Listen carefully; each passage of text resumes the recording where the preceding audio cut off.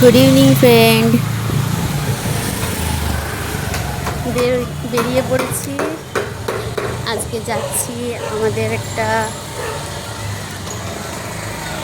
মানে সব বান্ধবীরা মিলে, বান্ধবী প্লাস আমার সব ওখানটায় দিদির মতোই, তো সবাই মিলে আনন্দ করব।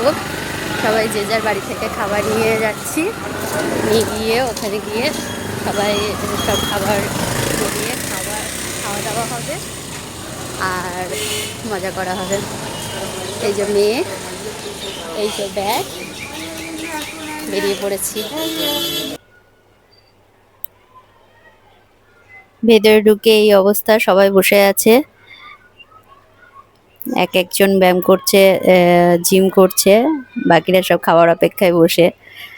তো আমরা আজকে এনেছিলাম চিড়ের পোলাও, পনির, ফল, চাউমিন, লুচি, তরকারি, অনেক আইটেম ছিল।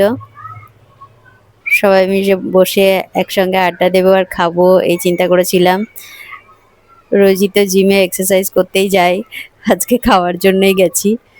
সবাই মিলে মজা করছিলাম, খাচ্ছিলাম, প্রত্যেকটা খাবারের টেস্ট খুব সুন্দর ছিল। দেখছেন সবাই মনোযোগ দিয়ে খাওয়া শুরু করে দিয়েছে।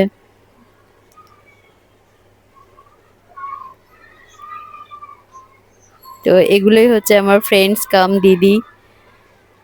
রান্নাগুলো এতই ভালো ছিল, সব সাফা চাট করে দিয়েছি খেয়ে আমরা। ভীষণ ভালো, ভীষণ ভালো। তুই বলো, ভালো হয়েছে। তুই বলো। ও তো চেবাচ্ছে আর জিভ লক লক করছে, এটাই ছাড়বো আমি।